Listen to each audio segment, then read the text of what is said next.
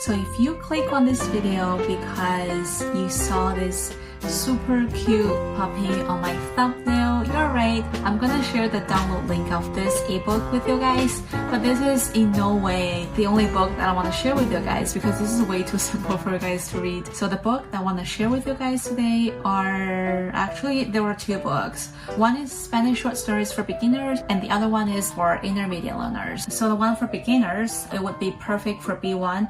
For A2, it might be a little bit difficult, but you can try. And the one for intermediate learners would be perfect reading material for B1 to B2 learners. So in each book, there are 8 fascinating stories. Once I started reading it, I didn't even want to stop because I simply love the story. And there are only 3 chapters in each story. Altogether, maybe 20 to 30 pages top for every story.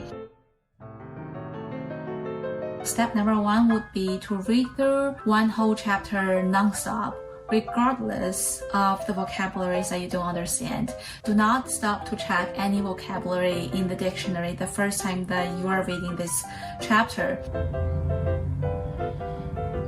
Just follow the storyline, and your only goal for the first time would be to read through this whole chapter. And step number 2, as you see here, they have this nice little summary. Read the summary and see if you understand the main idea of the chapter that you've just read.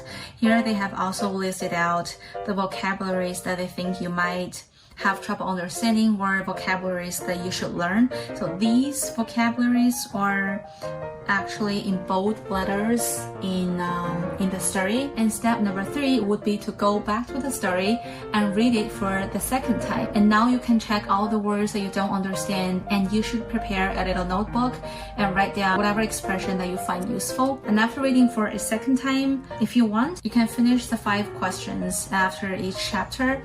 These are super simple questions. Step number 4 would be to go back to the story and read it one more time, which would be the 3rd time that you read the story. You can either glance the story or you can read it out loud to practice speaking a little bit. And while reading it for the last time, see if you can recall the meaning of the vocabularies that you don't understand in this chapter.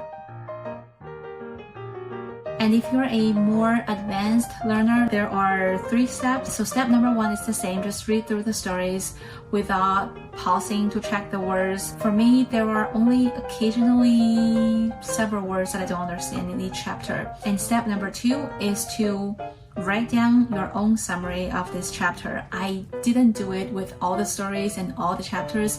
I do it occasionally just to practice writing a little bit. If you find yourself stuck somewhere, you can always go back to the story. You can compare your summary with the one after each chapter, but by no chance that your summary would be the same. But it doesn't matter because all you need is to practice writing a little bit. That's all. And of course, you want to check the vocabulary list. And step number 3 would be to go back to the same chapter and read it out loud one more time, because I feel like if I read it out loud, it's better to enhance my memory of the expressions or the vocabularies that I want to learn.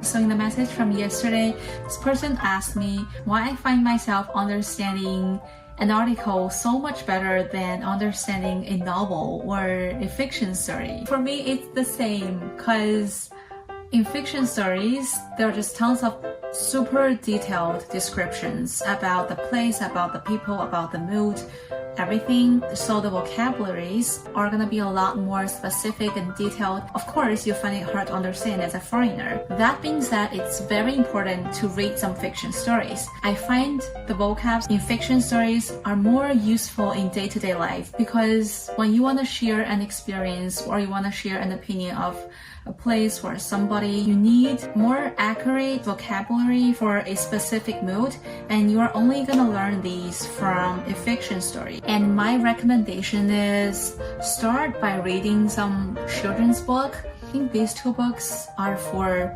kids from, I don't remember, maybe 6 to 9. But oh my god, I'm gonna show you guys.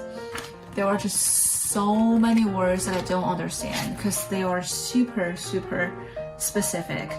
But I find it helpful. And another reason I recommend reading children's book is because the storylines are easier to follow, it's more linear, and they are generally pretty short. Don't be too ambitious about it. It it takes a lot of time to learn a foreign language.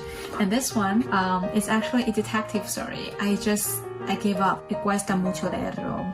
So what I want to say is, don't feel bad to give up on the book if you don't like the story, or if the language is too hard for you. It's not a shame to quit a book, especially if you're reading something in a foreign language and if you're learning this language. It's more important that you like the story, you like the writing style. You don't need to check a dictionary too often. All I want to say is find something that suits your level, and I'm pretty confident to say that you won't feel that way when you read these two books that I recommend. I really enjoy reading these stories, and I find this whole learning experience better because there are only a few words that I don't understand in each story, so I can focus on these few words that I don't understand, and it turned out that I remember these new vocabulary better than reading a book that's full of vocabularies that I don't understand. Anyways, I hope you guys enjoyed the book, and I would love to hear which story or stories are your favorite in the comments. See you guys in the next one.